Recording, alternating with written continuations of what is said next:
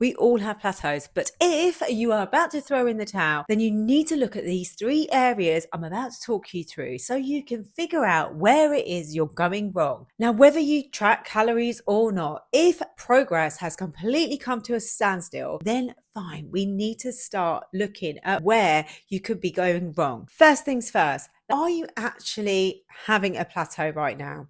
Is it just the fact that the scales haven't moved in the last few days and you think that nothing is working? And I know what's going through your head. You're probably thinking, I know, I need to cut back on calories. I need to add in more cardio. I need to be doing more to start seeing progress.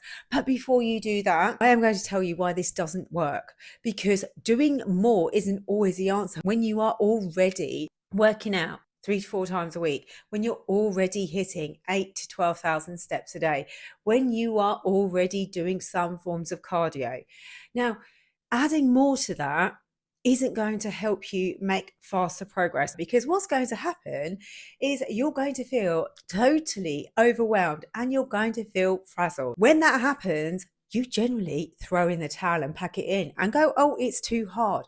But it's not too hard. You just lack some patience right now. It might not be that you're not making progress. Things might have just slowed down on the scales, but that doesn't mean fat loss isn't happening. And that's something I'm going to talk about in a minute. If progress is slow, what are you using as your way to gauge progress? Is it just the scales? Because they can be a flaky little fuck. Because sometimes you'll find that you have quite calorific weekend and you stand on the scales on Monday and they've gone down and you're like, holy fuck, what the hell has just happened? And then other times you'll find that you're so good, you have been healthy all week, and then the scales fucking go up. Sometimes they make no sense. The scales aren't always accurate at measuring fat loss, because you can still be dropping body fat but not be losing weight at the same time. If over 2 to 4 weeks you're not seeing any changes on the scales, then something is amiss. And they might be going up and down a few pounds in either direction, in which case you have actually found your maintenance and you're not in a calorie deficit.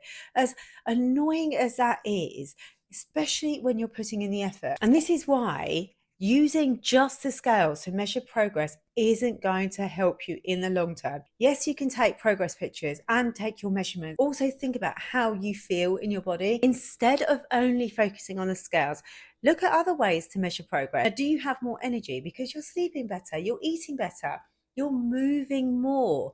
Like, all these things will have an impact with your mood, with your energy levels. If your fitness is improving, then you are actually becoming more capable.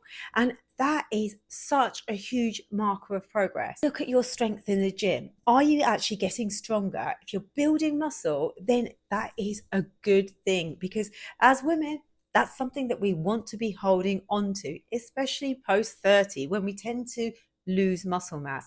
But you can stop all that if you're resistance training on a regular basis. And another thing to note is weight loss and fat loss are 2 very different things. You can drop weight on the scales but not be losing body fat, which is kind of what you want. And I know you like to see the scales come down, but it's not always accurate, because as I said earlier, if your weight suddenly goes up on the scales on a Monday morning, even though you've had a piggy out weekend, then you know that that's not really reality, but you want to believe that it is true, right? There are a number of reasons why the scales might end up going up. Water retention, if you've been training, if you're more stressed than usual, you're not sleeping well, you're hormonal, like all these things will affect the scales. So start thinking about the scales as just one tool that you can use to measure your progress. Using the scales isn't a bad thing, in my opinion, because they are just one piece of data, but the more data you have, the better. It might not be that you've come to a plateau. It might just be this time of the month and you're really stressed. You're craving more of those sugary foods and you are indulging a little bit more. Start understanding the scales a little bit better. There are so many different reasons why they might move in the wrong direction, and it's about making sure that you are better equipped to see them for what they are,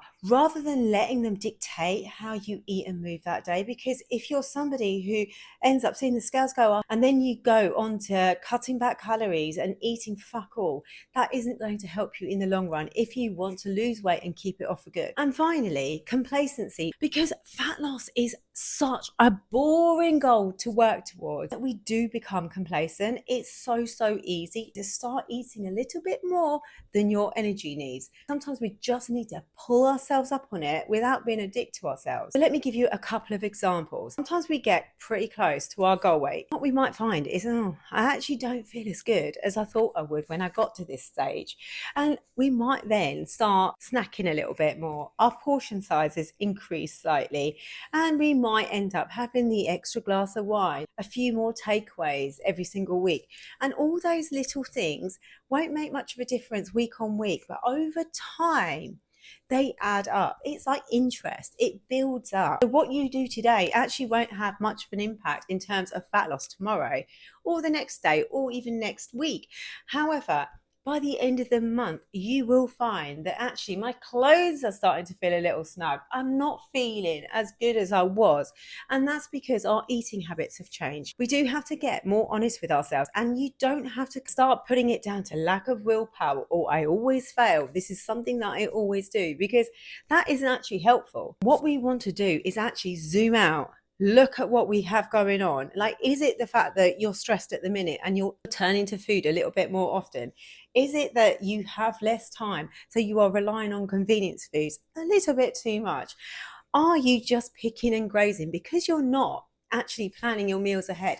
Like, there are so many reasons why we become complacent. It isn't black and white, and it isn't just about fucking calories in, calories out. There is so much more to fat loss and being able to maintain fat loss long term. And this is exactly how I help my clients break their plateaus. We work together because actually what you've probably done is lost weight hundreds of times. But the problem is, you become complacent. You get to a stage where progress is just not happening anymore. And so you throw in the towel. That is such an easy thing to do when you don't trust that what you're doing is even working. So I would rather help you build a game plan that actually works with your life long term, so you can stop the losing and regaining weight and starting again every single Monday, because you don't need to reset every single week. Plateaus will happen even when you're doing everything right. If over time you are gaining weight, then you are not in a calorie deficit. I know that is such a shit thing to hear when you feel like you are putting all that time, energy, and effort into this. What I would suggest you do is zoom out. You need to look at the bigger picture, and this is something that I can help you with. So I am going to add some links in the description so you can have a little look through to see how we would do this together. The clients who actually go all in get the best results, because it's about having the support, the accountability. Right now, you are probably on and off a diet and you don't really know how to fix that because you don't want to keep dieting, but at the same time, you want to look and feel good, but nothing seems to be working. And this is exactly how I can help you.